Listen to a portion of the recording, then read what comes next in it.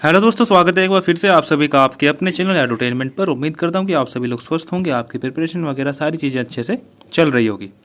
आज जो हम बात करने वाले हैं दोस्तों, आपका जो क्वांट्स का जो सिलेबस है, जो नोटिफिकेशन में जो लिखा हुआ है, उसको ही दोस्तों हम डिटेल्ड वे में जो है आज थोड़ा सा डिस्कस उसके ऊपर करेंगे। ठीक है, वीडियो को लास्ट तक देखना। इसी वीडियो में बताऊंगा कि आपको कौन कौन से टॉपिक पर ज़्यादा ध्यान देना है, कौन कौन से टॉपिक को आप नेगलेक्ट भी कर सकते हैं।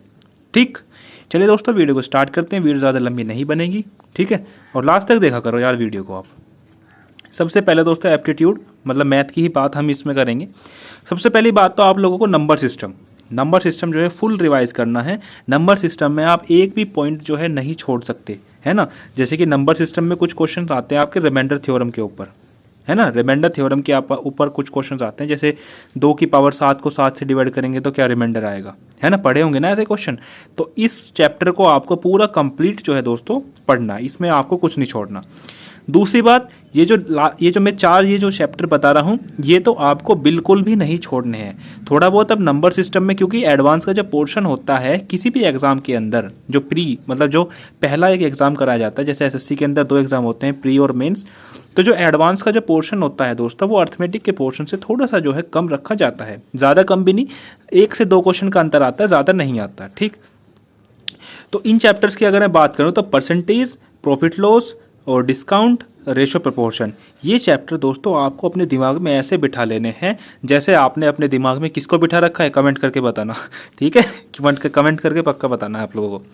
तो ये चैप्टर्स आपको नहीं छोड़ने हैं। ठीक, इसके बाद आता है आपका मिक्सचर एंड एलिगेशन। ठीक, इसके बाद एवरेज, इसके बाद सिंपल इंटरेस्ट, है ना, सिंपल इंटरेस्ट और कंपाउंड इंटरेस्ट। अगर इन 3 चैप्टर्स की मैं बात करूँ तो मिक्सचर एंड एलिगेशन के अंदर एक फिक्स पैटर्न के क्वेश्चंस आते हैं, है ना, कि इतना का इतना, दोनों को मिला दे तो इतना, तो इनके रेशो आपको बताने हैं। इस तरह के क्वेश्चन जो है इसमें आते हैं। रही बात एवरेज की, एवरेज में भी जो है सिंपल क्वेश्चंस आते हैं, है ना। 3 एवरेज दे दिए, 4th एवरेज छिपा लिया, फिर 5th एवरेज दे दिया, फिर टोटल एवरेज दे दिया, फिर उसका निकाल देना है आपको एवरेज, मतलब उसका जो आंसर क्या होगा वो आप लोगों को निकाल देना है। दूसरा, इसमें एवरेज में कुछ क्वेश्चन जो है इवन कॉन्जिक्यूटिव नंबर्स के ऊपर भी आ जाते हैं। इवन कॉन्जिक्यूटिव नंबर का क्या होगा एवरेज, शुरू के 5 नेचुरल नंबर का जो है क्या होगा एवरेज, है ना। इस तरीके के क्वेश्चन भी आपको एवरेज में देखने को मिलेंगे। ठीक, इसके बाद दोस्तों कंपाउंड इंटरेस्ट और सिंपल इंटरेस्ट पे एक फिक्स पैटर्न के क्वेश्चंस आते हैं, तो वो तो फॉर्मूला बेस होंगे, उन्हें तो आप छोड़ोगे ही नहीं। ये तो मैं मान के चलता हूँ कि आप 1 घंटे के अंदर इसको तो सारा कंप्लीट कर लोगे, है ना, अगर आपने पहले से कहीं से भी पढ़ा हुआ है।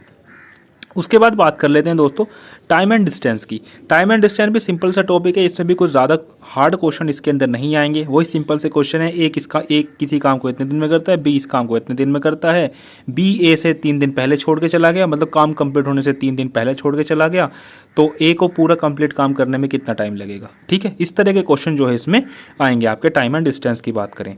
बात कर लेते हैं टाइम एंड वर्क की। टाइम एंड वर्क में भी ज़्यादा क्वेश्चन नहीं देखने को मिलेंगे आपको। एक तो आपका एवरेज स्पीड से आएगा, एक आपका बोट एंड स्ट्रीम से आएगा, है ना। ये क्वेश्चंस जो है आपको इसमें देखने को मिलेंगे, है ना। आ सकता है कुछ भी, आने को तो कुछ भी आ सकता है, क्योंकि क्वांट का सिलेबस बहुत ज़्यादा वास्ट होता है। तो इस वजह से मैं आपको जो टॉपिक्स पे ज़्यादा कमांड रहती है एग्जामिनर की, या जिन टॉपिक्स को ज़्यादा पूछता है, मैं उसमें से आपको बता रहा हूँ। फिर नेक्स्ट टॉपिक आपका पाइप एंड सिस्टम आता है। पाइप एंड सिस्टम और आपका time and work, pipe and systems आपका जो है टाइम एंड वर्क, ये दोनों एक से ही टॉपिक्स हैं। ठीक है, boat and stream time and distance के अंदर आप लोग कर लोगे। ठीक है, पार्टनरशिप वाले क्वेश्चंस भी आप लोग देख लेना, है ना। होते नहीं थे, आपने क्वेश्चन पढ़े होंगे कि एक ए है एक बी है। ए जो है 10,000 रुपये शुरुआत करता है, बी जो है 20,000 रुपये शुरुआत करता है। ठीक है, ए जो है 5 महीने के लिए उसे लगाता है ना, 5 महीने के लिए जो है किसी सम को लगाता है, और बी जो है 3 महीने के लिए लगाता है। तो आपको प्रॉफिट का रेशो बताना है ना। इस तरीके से जो क्वेश्चंस होते हैं वो आपको पार्टनरशिप में देखने को मिलेंगे।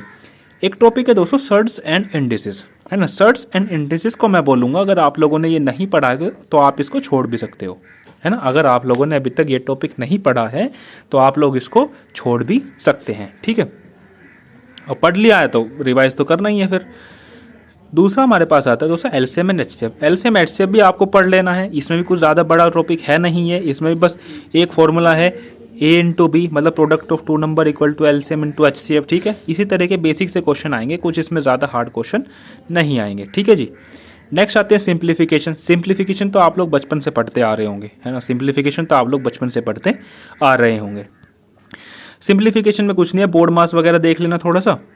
ठीक है, ज्योमेट्री की बात करें, ज्योमेट्री दोस्तों बहुत बड़ा टॉपिक है, मैं कहूँगा ज्योमेट्री जो है बहुत बड़ा टॉपिक है और ये आपको पढ़ना पड़ेगा ज़रूर, है ना, ये आपको ज़रूर पढ़ना पड़ेगा क्योंकि एडवांस के जो ज़्यादातर जो क्वेश्चंस आते हैं वो आपके ज्योमेट्री और आपके किसमें त्रिकोणमिति मतलब ट्रिग्नोमेट्री में से आपके फंसते हैं। ज़्यादातर क्वेश्चन की बात कर रहा हूँ मैं। तो ज्योमेट्री दोस्तों आप लोगों को देख लेनी है।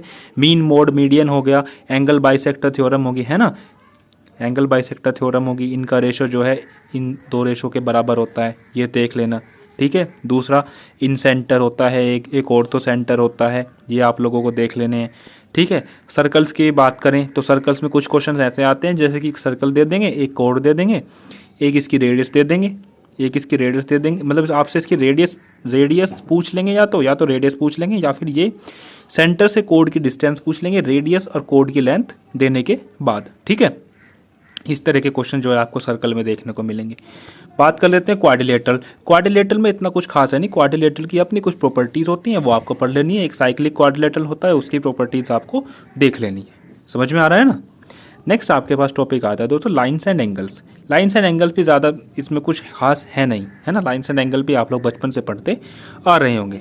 बात कर लेते हैं मेंसुरेशन की। मेंसुरेशन के भी अपने फॉर्मूलेज होते हैं, है ना, अपने फॉर्मूलेज होते हैं, उनके ऊपर सारी मेंसुरेशन कवर हो जाती है। इसमें भी कुछ ऐसा खास है नहीं, है ना। जैसे कि पिरामिड का क्या होता है, कमेंट करके बताना आप लोग, पिरामिड का जो वॉल्यूम होता है वो क्या होता है, ठीक है जी, ठीक है बच्चों। नेक्स्ट आता है आपका बात टिग्नोमेट्री। टिग्नोमेट्री के दोस्तों जो है बहुत सारे फॉर्मूले हो सकते हैं।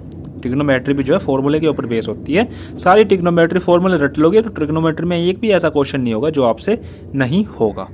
एलजेब्रा की बात कर लेते हैं। एलजेब्रा में भी फॉर्मूले होते हैं दोस्तों, एडवांस के अंदर आपको फॉर्मूले देखने को मिलेंगे सारे।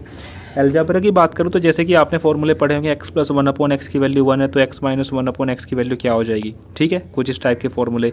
ऐसे ही अगर आपको x² + 1/x² की वैल्यू समथिंग कुछ दे दी तो x + 1/x की वैल्यू क्या होगी, है ना। इस टाइप के क्वेश्चन आपको बहुत देखने को मिलेंगे, ठीक जी। कोऑर्डिनेट ज्योमेट्री को मैं बोलूँगा कि कोऑर्डिनेट ज्योमेट्री को आप लोग छोड़ सकते हैं, वैसे ज़्यादा बड़ा टॉपिक है नहीं, लेकिन आप पढ़ना चाहें तो आप उसको पढ़ सकते हैं, ठीक है जी। पॉलिनोमियल में भी ऐसा कुछ खास है नहीं। पॉलिनोमियल भी वही है जो आप बेसिक से जो 8वीं 10वीं में जो पढ़ते आ रहे होंगे, वही सारी चीज़ें हैं, ठीक है। सीक्वेंस एंड सीरीज़, इसमें भी कुछ ज़्यादा खास है नहीं, सीक्वेंस एंड सीरीज़ में भी इतना खास है नहीं, ठीक है।